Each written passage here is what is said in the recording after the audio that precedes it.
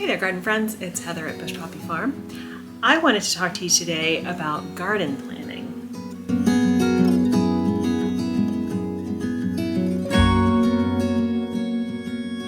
You can make garden plans in a lot of different ways. Some people like to journal and talk about what they're going to do in their journal. Some people like to wing it. Some people, like me, like to put it all down on paper. I work best if I can experiment and move things around before actually setting up the plan to put it in the garden. So I borrowed this method from Erin Benzakein at Floret, and it works amazingly well for me. So I wanted to share it with you. Anybody can do this, even if you don't have a big garden. Let's say you have a patio, a balcony with containers. You can still do this method to plan if you're going to change things out around the course of the season. So what I did was like most of us, we have lots and lots of deliveries still coming to our house, and that means cardboard. So I can use cardboard in the garden, and I do, but I also use it for other projects. So this is what I used cardboard for recently. So this is a plan, and I'll get the camera a little closer to it so you can really see.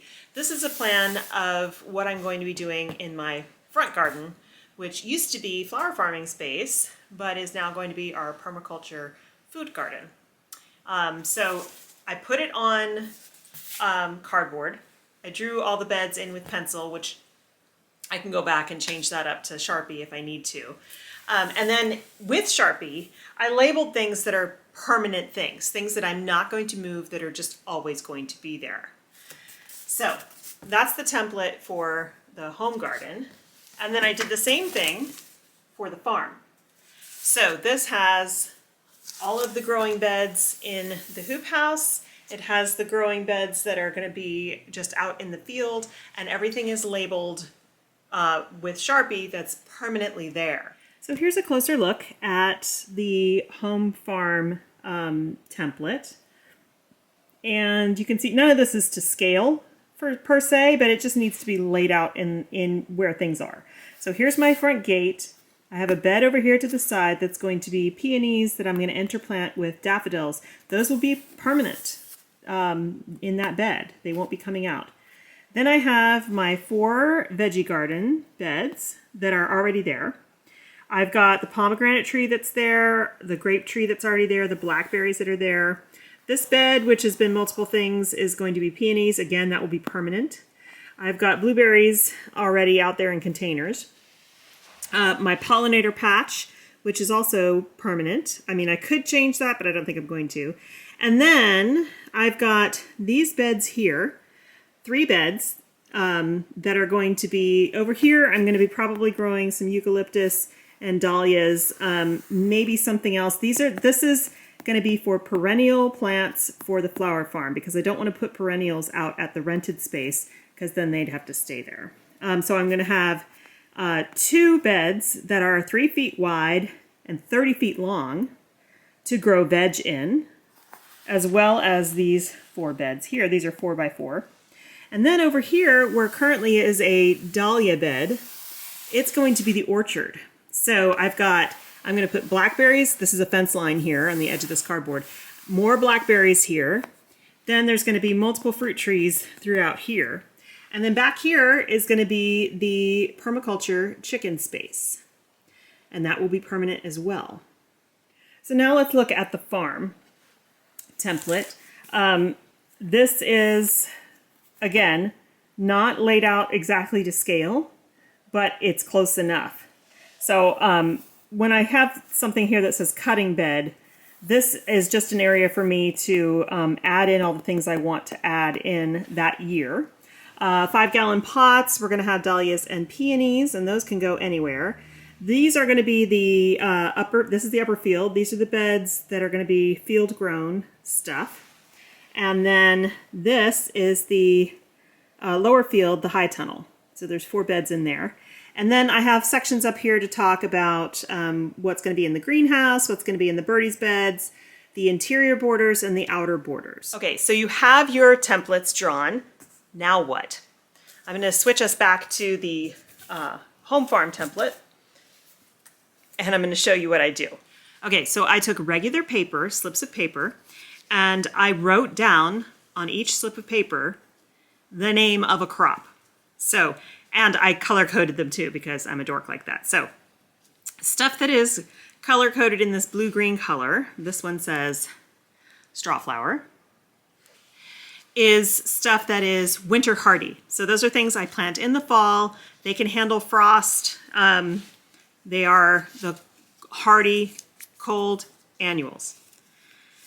There's also some perennials in here too, but for the most part. So, okay, and then I have a stack of the same thing, strips of paper with crops on them. This one is zinnias. See if I can get it to focus. There you go. And it's in red because those are summer annuals. Those are things that can handle the heat, that want the heat, don't want the cold. So then what I do is I lay them out. Because they're in strips of paper, they're movable. I can switch them around and see what looks best. So let's go to the template and we'll do a practice run. Okay, so now I use my strips of paper to start placing things into the garden. So you start with the stuff that you already know. So this year, I grew my garlic in bed 4. So I'm going to rotate these crops. I always rotate these. So I'm going to grow my garlic now in bed 1 for this year. Now I'm going to follow that in bed 2 with carrots and radishes. And then in bed 3, I think I'll do onions and beets. And in bed 4, I'm going to do a clover, red clover cover crop. And I'll talk about cover crops in another video. But this is, I think, how I'm going to arrange my 4 raised beds. These are 4x4 raised beds. These are raised beds as well, but they are not encased in wood. They're just in the ground, but they're up about 4 inches. So I think in my row crops, I'm going to, because I've already started the seeds for these, I'm going to put broccoli here, and I think I'll split that row with some cauliflower. And then for this next row, I think I'll do Brussels sprouts down here, and maybe cabbages up here. Now remember, this is for winter, so I'm planting it in the fall, so in the next 2 weeks, and then they will grow and we'll be able to harvest on these in the winter and early spring. Early spring will be a totally different setup. So this here says green stalks. Now my green stalks are actually in my back garden, in my backyard, but that's okay. This is just a list of what I'm going to grow in the green stalks. What's currently there that stays there all the time are my herbs and my strawberries, but then things that I cycle through, like in the fall and winter, I can grow lettuces and bok choy and mustards and things like that. So this is my plan for my home garden for the fall. Now come spring, I will do things like trade out the Brussels sprouts for, say, potatoes. And since the garlic will be in here until July, that's going to stay like that for spring. Maybe also onions are a long crop too. So maybe, since these are shorter crops, I'll get rid of these and I'll put peas in this bed. Or, see, peas are nitrogen fixing, so is red clover. So these will both be fixing nitrogen in those beds. I can move the carrots and the radish somewhere in here. If I want to have harvested the cabbage already, I can put carrots and radish in here and I'll still have space for something else. Maybe some more peas, or I don't know, maybe another round of cabbage, or just have a whole bunch of radishes. It's open, so I can move things around. And then what I do, after I get whatever I want set, then just to make it easy, I take a photograph. I shoot a photograph of the board, and then I print it out so that I can have it and I'll know this is my plan. See, this says fall planting for spring 23 and winter 22. And that way I can make changes by moving the little strips of paper around, but the template stays the same. So once I put it all together, does that mean it's set in stone and I'm all good and I just follow that plan? Not really. Mostly because things happen, right? Maybe you start a whole bunch of seeds and you don't get any germination for your radishes. So you gotta do something else, put something else in there.